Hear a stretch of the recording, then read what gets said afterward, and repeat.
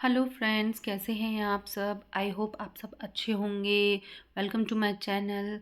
आज जो है मेरा है सफाई करने का दिन। तो आप ये जो देख रहे हैं ना, ये डस्टर बहुत ही अच्छा है। इसका लॉन्ग हैंडल जो है ना, मैं नीचे से ही सारी ऊपर के कैबिनेट्स वगैरह सबकी सफाई कर देती हूँ और जाली भी साफ़ कर देती हूँ। तो आज मैंने सोचा है कि आज मैं अपने जो किचन है उसकी सफाई करूँगी। मेरी जो वॉशिंग मशीन है वो किचन में ही रखी हुई है। तो इसी से स्टार्ट करते हैं हम आज की अपनी सफाई। सबसे पहले जो डिटर्जेंट डालने वाला जो बॉक्स होता है हमारी मशीन में, मैंने वो निकाल दिया है और उसके भी उसके अंदर जो सारे फिटिंग्स रहते हैं वो भी मैंने सारी निकाल दी है। हमारे यहाँ ना पानी थोड़ा ऐसा ही आता है लाल सा, तो इसीलिए ना 10-15 दिन में इसकी सफाई करनी ही पड़ती है। आप ज़्यादा दिन इसको नहीं रोक सकते हैं, मतलब 15 दिन तो 20 दिन इसको करना ही पड़ेगा। और इसके बाद इसको पूरा अच्छे से क्लीन करना पड़ता है, तो मैं इसको ब्रश से क्लीन कर रही हूँ। और उसके बाद ये कपड़ा जो आप देख रहे हैं ना, इससे इसके अंदर जो भी जहाँ पर ब्रश नहीं जाता है वहाँ पर वो कपड़े से क्लीन हो जाता है। उसको क्लीन करने के बाद मैंने वॉशिंग मशीन जो है वो चला दी थी टब क्लीन के मोड पर, और टब क्लीन हो गया था। और उसके बाद ये जो है बाहर जो ये रबड़ रहती है ये क्लीन नहीं हो पाती है उस प्रोसेस में। तो मैं इसको अपने हाथ से क्लीन कर लेती हूँ, जो ये रबड़ जो है उसको। और फिर आती है बारी इस डोर की। ये ग्लास डोर है, तो मैंने इसको भी बस गीले कपड़े से साफ़ कर दिया है। और फिर उस पर मैं एक सूखा कपड़ा भी लगाऊँगी, क्योंकि मुझे अच्छा नहीं लगता है। ये बाहर भी थोड़ी डस्ट वग़ैरह जम जाती है तो वो अच्छा नहीं दिखता है। वैसे तो हम रेगुलर ही डस्टिंग करते हैं, पर डीप क्लीनिंग भी ज़रूरी है हमारे सभी अप्लायंसेस के लिए। तो मैं ये 15-20 दिन में या ज़्यादा से ज़्यादा 1 महीने में मैं इसको कर देती हूँ। जब ये रेगुलर यूज़ होती है तो इसको 15 दिन में करना ही पड़ता है। और ये हम लोग कहीं बाहर चले जाते हैं तो फिर इसको 20 से 25 दिन में मैं इसको कर लेती हूँ क्लीन।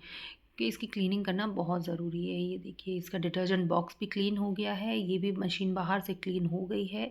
अब मैं बस इसकी फिटिंग्स कर देती हूँ सारी, वापस इसको बॉक्स को फिट कर देती हूँ इसमें। और आप सबसे रिक्वेस्ट है कि प्लीज़ प्लीज़ प्लीज़ मेरे चैनल को सब्सक्राइब कीजिए, इस वीडियो को अपने फ्रेंड्स को और अपनी फैमिलीज़ को शेयर कीजिए प्लीज़। तो ये जो है मैंने इसको डोर को भी गीले कपड़े से साफ़ किया है, और अब मैं इसको सूखे कपड़े से भी साफ़ करूँगी। क्योंकि सूखे कपड़े से मैं जब साफ़ कर देती हूँ ना, तो मुझे लगता है कि हाँ, अब ये क्लीन पूरा हो चुका है। वो गीला अगर रहता है और तो थोड़ा-सा भी अगर कहीं गीला रह जाता है तो मुझे अच्छा नहीं लगता है। तो जब मैं गीले कपड़े से साफ़ कर देती हूँ और ये पूरा सूख जाता है, तो फिर मुझे क सैटिस्फैक्शन होता है कि हाँ, अब मैंने सफाई कर दी है पूरी, अब ये ख़त्म हो गया है काम।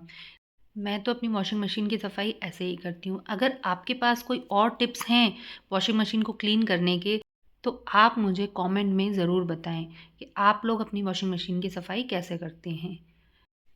मैंने तो वॉशिंग मशीन किचन में ही रखी हुई है, तो मुझे बहुत आसानी होती है।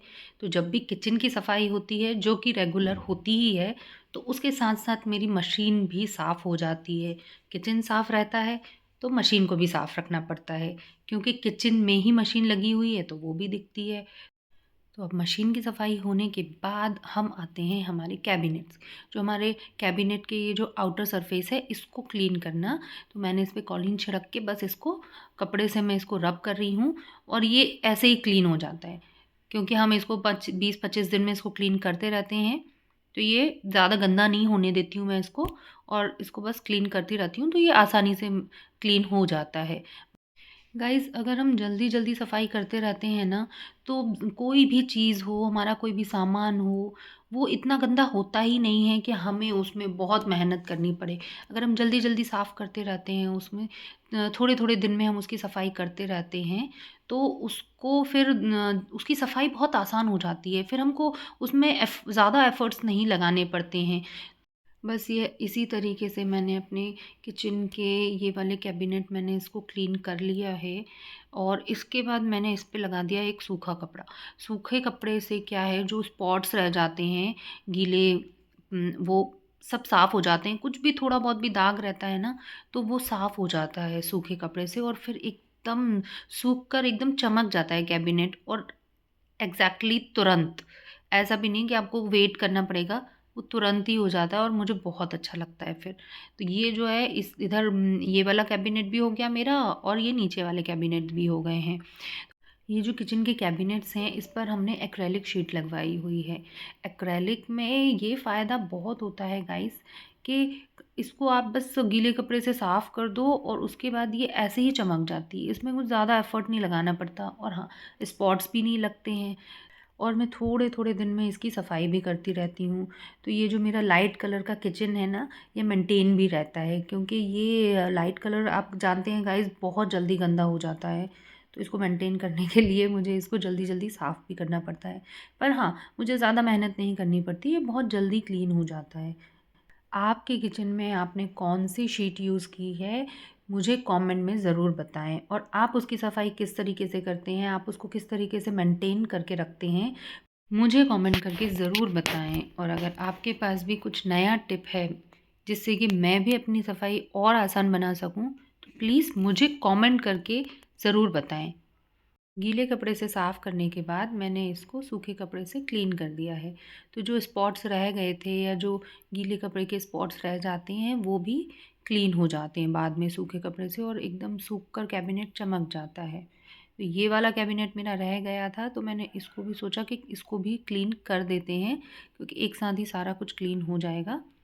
इसको भी मैंने क्लीन कर दिया गीले कपड़े से और फिर इसके बाद ये जो वॉशिंग मशीन के आसपास जो आप देख रहे हैं ना, एक बॉर्डर बनवाया हुआ है मैंने वॉशिंग मशीन के आसपास भी। यहाँ पर हम डोर लगवाने वाले थे, जिससे ये कैबिनेट जैसा बन जाता, बट पीछे नल लग जाने की वजह से ना वॉशिंग मशीन काफ़ी आगे आ गई, तो अब डोर लगने की जगह ही नहीं बची और अगर हम डोर लगाते तो जो अपना स्लैब है उससे बहुत आगे निकल आता। तो फिर इसलिए हम लोगों ने डोर का प्लान कैंसिल कर दिया, इसमें डोर नहीं लगवाया फिर हम लोगों ने। तो ये भी थोड़ा गंदा हो जाता है, इसमें भी हाथ-वाथ तो लग ही जाते हैं, बच्चे हैं घर में तो वो थोड़ा बहुत तो कर ही देते हैं हर जगह। अब यहाँ पर मेरी नीचे की कैबिनेट्स की सफाई पूरी हो गई है। अब इसके बाद जो है बचे हैं ऊपर के कैबिनेट्स। तो फिर मैंने एक चेयर लगाई और चेयर लगाकर पहले तो ये जो मेरा लॉन्ग कैबिनेट है इसको मैंने क्लीन किया। पहले मैंने न्यूज़पेपर हटा दिए थे, उसको मैं रिकॉर्ड करना भूल गई। तो इसके ऊपर क्या है, मैंने न्यूज़पेपर लगाए हुए हैं इन कैबिनेट्स के ऊपर, तो डस्ट ज़्यादा जम नहीं पाती है। जो डस्ट है वो न्यूज़पेपर पर लग जाती है सारी। न्यूज़पेपर को फ़ोल्ड करके ऐसे के ऐसे ही मैं डस्टबिन में डाल देती हूँ। तो न्यूज़पेपर जो है सूखे कचरे में डाल जाते हैं। आपके यहाँ पर भी सूखा कचरा और गीला कचरा अलग-अलग जाता होगा। तो आप मुझे कमेंट में ज़रूर बताएँ कि आपके यहाँ क्या सूखा कचरा और गीला कचरा अलग-अलग जाता है और क्या-क्या वो अलग-अलग ले जाते हैं। क्योंकि हमारे यहाँ तो हर चीज़ का अलग सेक्शन बना हुआ है, काँच का, प्लास्टिक का, तो हमको सब कुछ अलग-अलग ही देना पड़ता है उनको। यहाँ पे ये जो काँच वाला कैबिनेट है मेरा, इसको भी मैंने कॉलिन छिड़क के बस इसको क्लीन कर दिया है और ये क्लीन हो जाता है। यहाँ पर आपको लाइट से दिख रहा होगा थोड़ा, देखिए आप, जब हम कॉलिन छिड़कने के बाद भी ना स्पॉट्स रह जाते हैं, ये जो उसी के स्पॉट्स रह जाते हैं, ये लाइन्स बन जाती हैं। पर जब हम सूखे कपड़े से इसको क्लीन करते हैं ना, तो ये पूरा क्लीन हो जाता है। तो य और ऊपर में है ना, इन पर कैबिनेट्स के ऊपर पेपर भी इसीलिए बिछा देती हूँ, जिससे कि ये डस्ट जो है वो चिपके ना नीचे, क्योंकि डस्ट एक बार चिपक जाती है ना तो फिर उसको निकालना बहुत मुश्किल हो जाता है। इसको सूखे कपड़े से पोंछने के बाद मैंने वापस से जो है न्यूज़पेपर बिछा दिए हैं इस पर, जिससे कि इस पर डस्ट ना चिपके। मैंने अभी आपको बताया है कि डस्ट चिपक जाती है तो फिर मुझे बहुत दिक्कत आती है। तो मैं इस पर न्यूज़पेपर बिछा देती हूँ और इस तरीके से बिछाती हूँ कि वो नीचे से दिखते भी नहीं हैं कि न्यूज़पेपर हैं। जो ज़्यादा लंबा होता है न्यूज़पेपर, उसको पीछे की तरफ, अंदर पीछे की तरफ कैबिनेट के अंदर दबा देती हूँ या उसको फ़ोल्ड कर देती हूँ, तो वो वैसा का वैसा जमा रहता है। और उसके ऊपर रख देती हूँ छोटे-छोटे स्टोन्स, जो नीचे से नहीं दिखते हैं, पीछे की तरफ रख देती हूँ और फिर जब फ़ैन वग़ैरह चलता है तो वो पेपर उड़ता नहीं है। सो गाइज़, मेरी किचन तो वापस से चमचमा रही है। आप अपनी किचन कैसे साफ़ करते हैं, मुझे कमेंट करके ज़रूर बताएँ प्लीज़, और मुझे ये ज़रूर बताएँ कि आपको मेरा आज का वीडियो कैसा लगा? अगर आपको वीडियो अच्छा लगा है तो उसे लाइक कीजिए, अपने दोस्तों के साथ शेयर कीजिए और अगर आप मेरे चैनल पर नए हैं तो उसे सब्सक्राइब कीजिए और बेल आइकन ज़रूर दबा दीजिएगा, जिससे कि अगला आने वाला वीडियो आप तक ज़रूर पहुंच जाए। मिलते हैं अगले वीडियो में, तब तक के लिए बाय बाय, टाटा।